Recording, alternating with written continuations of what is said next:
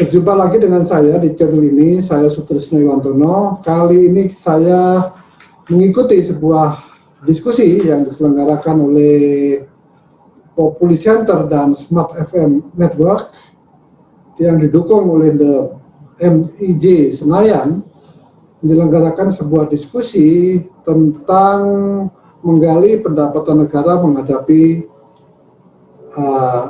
resesi ekonomi.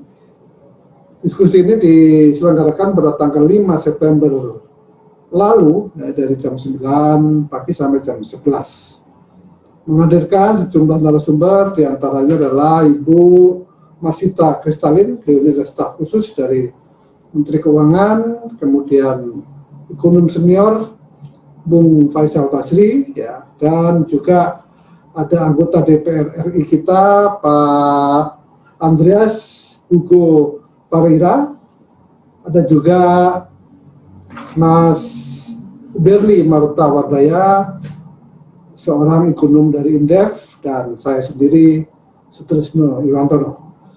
Selamat mengikuti dan menyaksikan diskusi ini yang tentu akan sangat penting bagi wawasan kita untuk menyongsong persoalan-persoalan yang akan datang, khususnya di bidang ekonomi. Selamat menyaksikan. Oke, Pak Faisal, sudah terdengar dengan jelas sekali. Nampaknya kita sudah mulai punya hope ini, Pak Faisal. Oke, silakan. Ya, pertanyaannya sama dengan tadi. Ya, kalau saya lihat, gimana ya, kalau istilahnya, kita ini punya akar masalah, tapi yang kita selesaikan itu yang bukan akar masalah gitu. Jadi ibaratnya Kementerian Keuangan, Kementerian Bank Indonesia, OJK, LPS, Kementerian Luar Negeri juga ini penting ya, karena banyak kerjasama dengan luar negeri, itu sudah bekerja maksimal. Namun mereka sebagai pemadam kebakaran, kebakarannya sendiri akar masalahnya tidak diselesaikan gitu. Nah, jadi di mana itu, Pak? Sekuat-kuatnya kementerian-kementerian ini bekerja, itu ibaratnya kita mengucurkan air di ember yang bocor. Karena apa? Sepanjang pandemi ini kita tidak bisa jinakkan, maka kalau masyarakat dikasih uang gitu seperti yang lakukan sekarang, mereka cenderung misalnya pekerja itu yang dapat 600.000 cenderung mereka tabung karena mereka pikir wah ini kan pendapatan tambahan, saya tabung karena saya belum tahu nih, sementara saya belum tentu dapat lagi gitu. Investor juga akan menahan, mau dikasih insentif apapun untuk pemulihan, kalau COVID-nya masih liar seperti sekarang, mereka juga akan nahan. Kemudian investor asing juga yang di pasar saham melihat ada korelasi cukup kuat ya, tidak sangat kuat. Di pasar saham misalnya kita bisa lihat negara-negara yang mampu mengendalikan pandemi dengan sangat baik, itu dapat bonus indeksnya positif, misalnya Korea dan China gitu ya.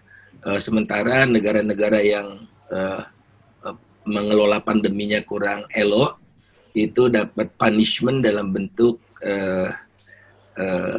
saham yang merosot, indeks saham yang merosot. Jadi langsung bisa kita baca trennya ya, kalau nanganinnya masalah pokoknya tadi. Jadi berarti kita bisa lihat kalau kita mau sebut kementeriannya, Kementerian Kesehatan atau Satgasnya sendiri, atau mungkin yang memang harus mengelola ini dalam konteks primernya gitu, Pak Faisal ya. Ya, ini juga tidak cerminkan semua nih transparannya seperti kristal kertas crystal clear gitu. Semua kan bisa melihat kita gitu. Jadi faktanya adalah kita negara terburuk keempat di mata luar ya. Pak Faisal, Anda mau bilang bahwa kita bukan hanya dilihat oleh semua orang, didengar oleh semua orang. Jadi hati-hati bicara gitu ya. Iya. Silakan Pak Faisal. Kemudian juga kita kita lihat dalam penanganan virus seperti yang Bung Berli katakan tadi, kita heavy di ekonominya, sementara misalnya strateginya jelas semua, berlapis-lapis bahkan. Jadi sekarang mau ada rencana, ada Bu Sri Mulyani kan kemarin press conference ya, ada ya koordinasi yang kurang smooth gitu. Oleh karena itu melakukan kajian-kajian untuk meninjaunya, dan DPR maju selangkah lagi dengan membuat undang-undang BI. Kemudian Bu Sri Mulyani memberikan sinyal akan menggunakan uang LPS yang 128 triliun itu untuk tidak pasif saja gitu, tapi juga proaktif. Sebelum kasus perbankan muncul, dia mulai dibantu, sehingga kemungkinan ada perpres untuk itu gitu ya, karena undang-undang LPS-nya diganti lebih lama kan. Nah, hal seperti ini kelihatan strateginya jelas, tapi strategi menangani virusnya tidak pernah jelas. Bagaimana strategi pengadaan testing ya, kemudian strategi kontak tracing. Setidaknya kita butuh 200.000 orang untuk kontak tracing ini. Dan saya sudah sarankan ke Pak Wiku, pakai itu Pak, orang-orang DPS yang sedang melakukan sensus gitu. Nggak ada, cuma dia membisu saja gitu. Nah, berat ini. Tercermin jadi struktur tim penanganan, ketua komite kebijakannya Menko Perekonomian, wakil ketuanya Menteri Keuangan, ada Menteri Investasi, urusan investasi itu Menteri Menko Investasi, ada Menteri BUMN, dan kemudian ketua pelaksananya Menteri BUMN, wakilnya ada Kasat dan Wakapolri gitu. Pokoknya heavy ekonomi. Sekarang kita sudah bicara pengadaan virus, sudah mau dibayar uang mukanya dan sebagainya gitu ya. Pengadaan vaksin. Pengadaan ini lancar. Nah, masalahnya adalah gugus tugasnya ini jadi subordinasi. Dulu gugus tugas itu bertanggung jawab kepada presiden, sekarang kepada Menteri BUMN. Jadi ya, artinya penanganan virus ini subordinasi gitu. Jadi leverage-nya ke jumlah turun ya. Ya.